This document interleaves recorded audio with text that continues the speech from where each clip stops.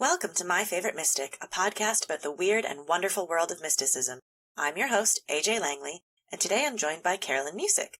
She's the chair of Christian thought in the Department of Classics and Religion at the University of Calgary. She specializes in medieval Christianity, with particular emphasis on its devotional dimensions and the contribution of female teachers and preachers in Western Europe. Carolyn, thank you so much for joining me today. Thank you so much, Amanda. I really appreciate being invited to this podcast. So today you're here to speak to us about your favorite mystic, who is Julian of Norwich. Yes, when I thought about who was my favorite mystic, Julian came immediately to mind. But before we begin our discussion of Julian's life and works, I'd like to hear a little bit more about yours. So can you tell us how you got involved in the academic world of mysticism? My primary area of research are sermons and preaching history in the Middle Ages. And way back in the Middle Ages, when I did my PhD, I worked on Jacques de Vitry, who was a 13th-century preacher who wrote hundreds of sermons and was very helpful in educating priests on how to preach. But another element of Jacques de Vitry's output and his engagement in the 13th century was his involvement with the proto-Beguine Mary of Oigny, who, after being educated at Paris, Jacques himself then went north to be with his spiritual mother, as he called her. He found in her a certain enthusiasm and spiritual engagement that eluded him. And he wrote some sermons about what we would call Beguines, I guess proto-Beguines. And in that, he talks about women and their value, their spiritual value, and their insights. And so it's really through those writings, getting very interested in the role of women in education and their involvement with preachers and themselves as preachers and teachers, that I was led to mysticism, not vice versa. Because very often I think women are involved in what we think of as the mystical tradition and that interaction with the pursuit of looking for the divine, understanding the divine through prayer, etc. So that's how I came to it, through sermons, through Jacques de Vitry and his involvement with Mary of Oigny. And then how did you come to find Julian? After doing my PhD, I became a university lecturer in the UK, and I wanted to get my students enthused about medieval religion. And sometimes sermons aren't the most interesting things for students to read to get them interested in the Middle Ages. And being in the UK at that time, a very natural move was to look at medieval sources produced in England. And there we had Julian of Norwich and some beautiful translations of her works. And so that became a very helpful go-to text to try to get students interested and involved in the medieval enterprise, what was going on in the Middle Ages and why is medieval religion important. So it's really as a teaching tool I came to Julian, and it was such a discovery to read her. And it was really the response very often of students that kept me going back to her. Something about Julian really spoke to them. And there was a certain openness and accessibility that enabled us to engage, to talk about religion, where really the chronology sort of fell away. And Julian's quest for understanding God and the human condition is really what came to the fore very often in our discussions. So it's the beauty of the text and what a great text it is for education. So now let's speak a little bit about Julian. What do we know about her life? Like most people from the Middle Ages, we don't really know too much about Julian. In fact, we don't even know her name. We have an idea that she was born around 1343. And when she was in her 30th year, she tells us that she had a very bad illness. It appeared that she was on her deathbed, and then she had a series of 16 visions. And it was at this time where she was surrounded by her mother and some other people. She had already received last rites, in fact, and they had called the parish priest in to comfort her, which they thought was her last or final moments. And he came, he brought a crucifix, and he held it in front of her to bring her comfort. And it's when he held up the crucifix before her that she started to experience these visions, these very vivid visions of the Passion of Christ. She talks about seeing the red blood trickling down from the crown of thorns. So that is a very helpful bit of information that we have about Julian from her own text, the Revelations of Divine Love. We know also that sometime after this event, she became a recluse at the Church of Julian of Norwich, and that's where she gets her name, Julian. So we actually don't even know what her name is, but it's thanks to her writings that we know a little bit about her.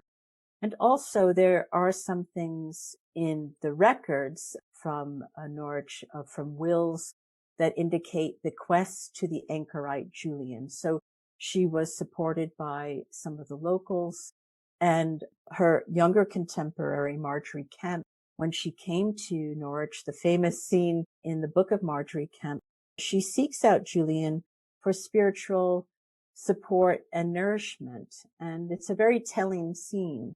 So these indicate a little bit of the life of Julian. But beyond that, we really don't know very much about Julian, who she was, where she came from, outside of these bits of information. So we don't have a lot of information about Julian's life, but we do have her texts. So what do we know about those? There are really very few manuscripts of the Revelations of Divine Love. And there's two texts, which we call the short text and the longer text. And the short text was written sometime after she had her 16 visions. And it gives an account of what these were. It's 25 chapters. And there's only one manuscript that survives from that. But it seems the copy was produced during her lifetime. So there is some indication that there may have been some circulation of the text. And then if we jump to the 17th century, the longer text, there's a handful of manuscripts that appear to have been mainly read by English Catholic exiles on the continent. So although there is a survival, I mean, we have the texts that they survive, Julian in her own lifetime, with the example of Marjorie going to her and people giving her support as an anchorite, she didn't seem to have a big impact after her death. But it's in the late 19th, 20th century that her text really takes off. And people read this with the rise of the interest in mysticism in the 20th century. And also that then starts to merge with the study of women's history and then gender studies. But Julian just took off in the 20th century, translated into numerous languages. So it's in the 20th and 21st century that Julian really is experiencing her popularity. Why do you think this work became so popular? What is it about Julian's text that resonates with people? There's something in Julian. They saw Julian as speaking to a spiritual desire that was missing in their religious experience, perhaps in institutional religion, whatever. So now there's a new response where people see Julian as speaking to them in a compassionate way. So I think there's also a language of compassion that people find within the Revelations of Divine Love that Julian wrote. And I think compassion reaches across the ages. And that's why she keeps coming into focus. And also, I alluded to Julian's text being a great text to use in educating students about medieval religion. It's also a great text to use in educating students about misconceptions of the Middle Ages. Because here we have, first of all, a woman, theologian from the 14th century, writing in English and talking about a compassionate God, a God of forgiveness, a God of love, a God of inclusivity.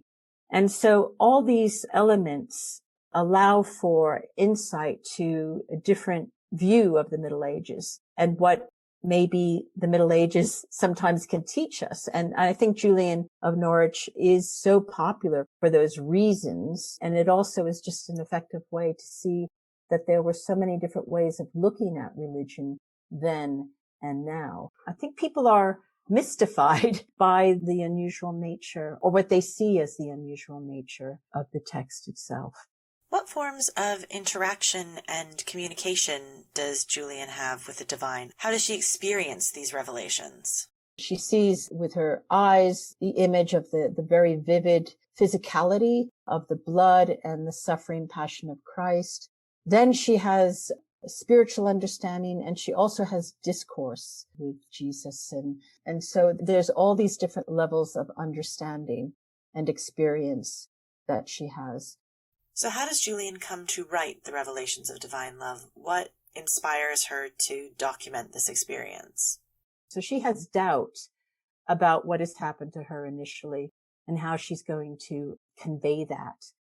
Right after she experiences the visions, she thinks she's going to die, and then she realizes she's not going to die. And when she's on the mend, she's conflicted. She says a man from a religious order came to visit her, and she said to him, I think I was delirious. And then she says, and I saw this vision. And she immediately feels regret and becomes very despondent because A, she feels that she's distrusted God who gave her the vision by saying that she was delirious. And B, I think because she says to this man that I saw this vision, and she's conflicted about how is she going to reveal what has happened to her. And she struggles with that. And then she has a spiritual understanding of what occurred to her. And she said, this is from the short text, chapter 22. I saw my soul as large as if it were a kingdom. And from the properties that I saw in it, it seemed to me to be a glorious city. In the center of that city sits our Lord Jesus, true God and true man, glorious, highest Lord. And I saw him dressed imposingly in glory. He sits in the soul, in the very center, in peace and rest, and he rules and protects heaven and earth and all that is. The manhood and the Godhead sit at rest, and the Godhead rules and protects without any subordinate or any trouble. And my soul was blissfully filled with the Godhead, which is supreme power, supreme wisdom, supreme goodness. In all eternity, Jesus will never leave the position which he takes in our soul, for in us is his most familiar home and his favorite dwelling.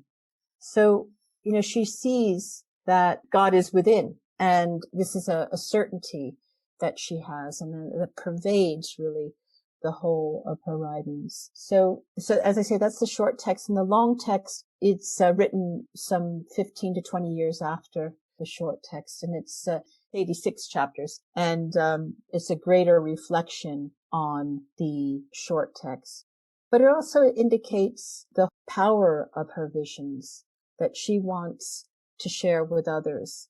The visions are given to her not as a special gift, she says, for herself, but for her to then relate to other Christians, her fellow Christians. And she spends the rest of her life trying to figure out and sharing these visions with her fellow Christians and trying to get to what God is and why and how this is important for humanity. So what kind of ideas does she put forward in the text? How does she characterize God? What key message do the revelations have for humanity?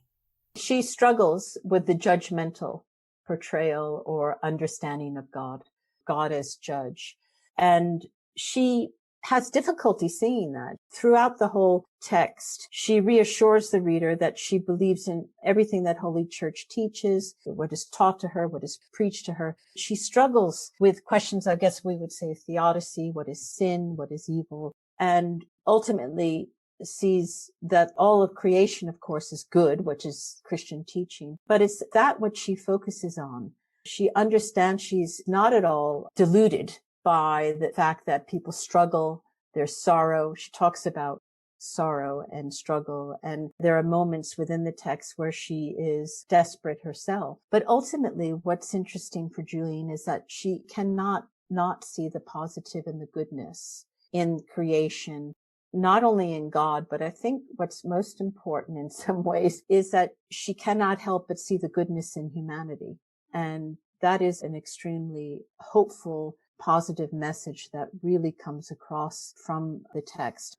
The most important thing I think that Julian tries to relay is that this all starts really in a condition of prayer. This is how what we would term the mystical experience, consciousness, really evolves with Julian, because another bit of information that we have about her is a little bit before, it's before the illness. She starts out her revelations of divine love saying that she prayed or she spoke to God. She asked, petitioned God to experience his passion, to understand his passion, to experience an illness that would make her understand his suffering. And this is what happens when she's 30 years old, 30 and a half. But she also prayed that she have contrition, compassion, and a longing for God. She prayed for those things, and those things stay with her. And really, the Revelations is showing that through prayer, and she says this, that prayer unites us, unites the soul with God. So in many ways, it's a very commonplace situation or ritual or approach to God that she sees the entry into the search through prayer. That is the most fundamental message I think she's getting through to her fellow Christians. So, is the text a form of guidance, then, a means of encouraging the reader to long for and reach out to God through their prayer? I think ultimately that is the larger message of the Revelations, is that through trying, through searching, and having this willingness to search for God is really the best humans can do in the condition. And although she accepts that sin is what separates humans from God, it's through the willingness to search and to want to will and do God's will. And that is through prayer, as she says it. So what happens, I think, for her, though, is that her observations of how this will be fulfilled is a very positive message.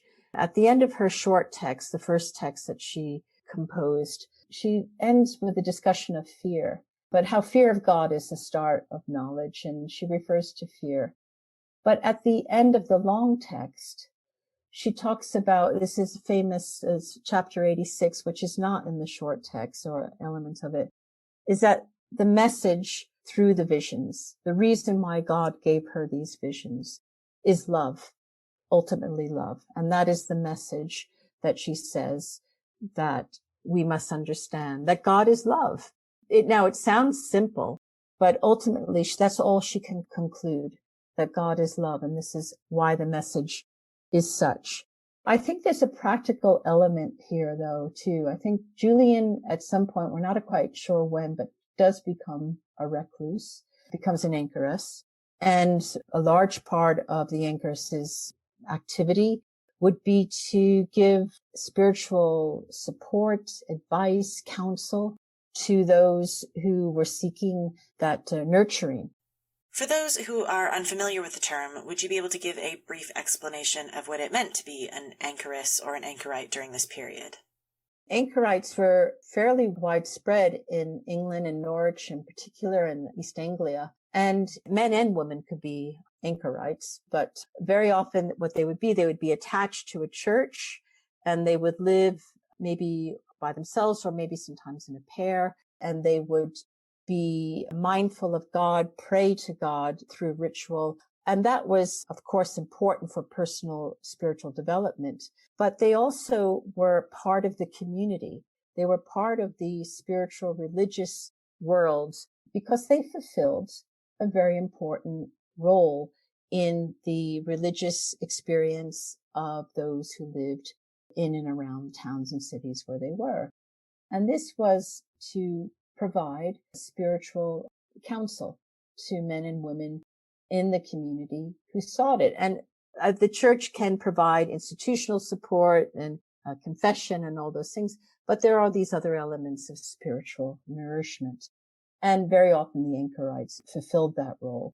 And I think through the years as an anchoress, Julian probably dealt with a lot of people who were extremely anxious who had fear about their salvation, who worried about sin, who worried about divine punishment, and how could they be forgiven by God.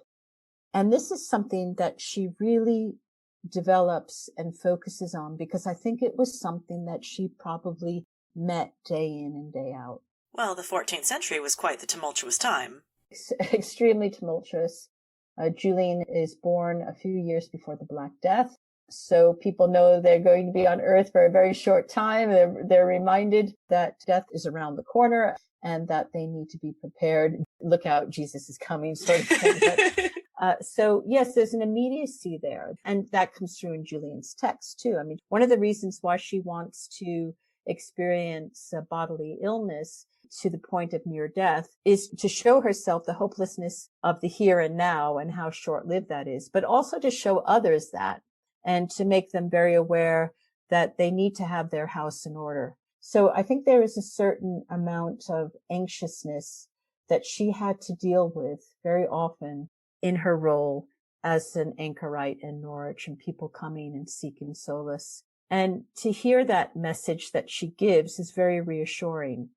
And it does show a sense of redemption, a sureness of redemption and compassion and forgiveness that seemed to be number one on her message for her fellow Christians. So that is the important thing to focus on.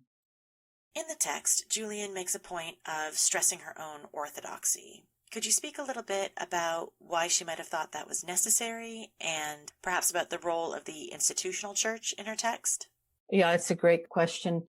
Well, as you know, Amanda, the dominant discourse very often that we hear discussing the role of women in teaching in the Middle Ages, very often if women were to be viewed as teaching publicly, especially religious information, theology, we would get Pauline texts wheeled out. Women should keep silent and not teach, and all this go-to sort of biblical citations to show who had authority to teach about what. Julian is very aware of that, and she incorporates some of that language. She says, don't pay attention to this frail, weak woman. Don't pay attention to the medium. Pay attention to the message that was given by God.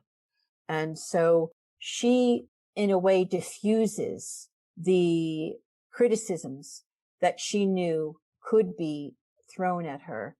But she also goes on to reason. She says, just because I am a woman doesn't mean I should not relay this message that comes from God. So she's very much aware of the arguments that would have been pitted against her. And she does it very delicately and with great balance, but I think with a gentle rigor that enables her to carry on the discourse. And what's interesting is that there seems to be just a little bit of evidence too within the text that she is supported by the local clergy, the local religious men.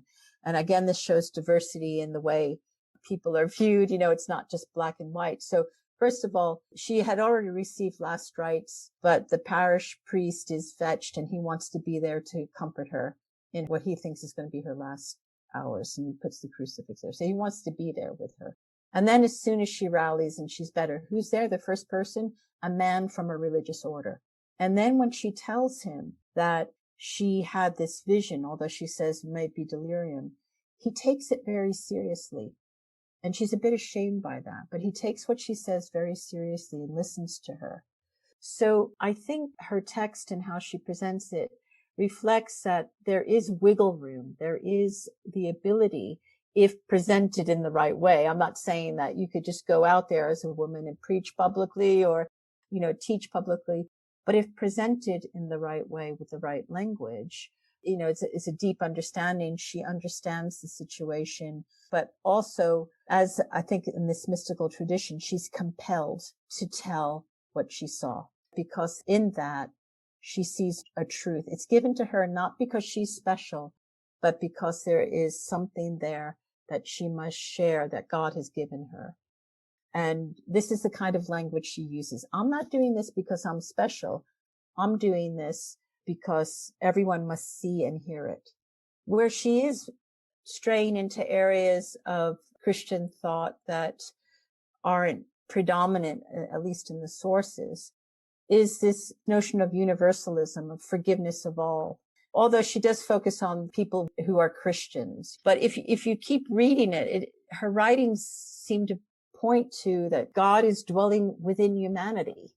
There seems to be these general statements of a universalism that is, all will be saved. Her famous line, all will be well, or Jesus' famous line, all will be well, according to Julian. But there's this notion that she cannot help but see the goodness in humanity. And, on one level, one could say, well, this is a universalism that all will be saved, and that strays into a sort of heretical teaching. But she never pushes it that way. She is very nuanced and extremely sophisticated and aware of what she's saying, because she keeps going back to the point that she's struggling with issues of sin, evil, the big ones, right? And the whole issue of theodicy. And she's honest with her struggle with that because she sees a compassionate God. And this is really the focus of her study, of her work, is the compassion of God, the forgiveness of God. And so rather than mounting an argument, as you might find in a scholastic text, of why, let's say, universalism is right, or why we need to focus mainly on forgiveness, she's just saying, let's talk about forgiveness, God's forgiveness. Let's focus on his compassion. Let's focus on his love. And that's what she's doing. That's how she's presenting it. And she's not a systematic theologian. You could see her more as a pastoral theologian is a better term.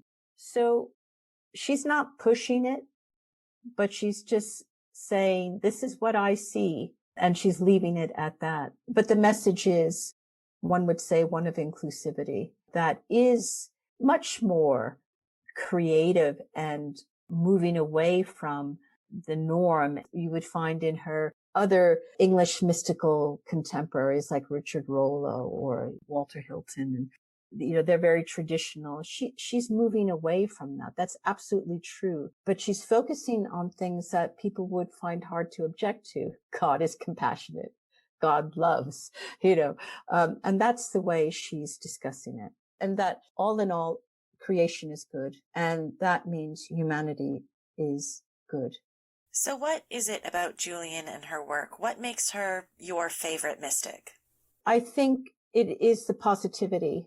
It is the belief not only in God, but in humanity.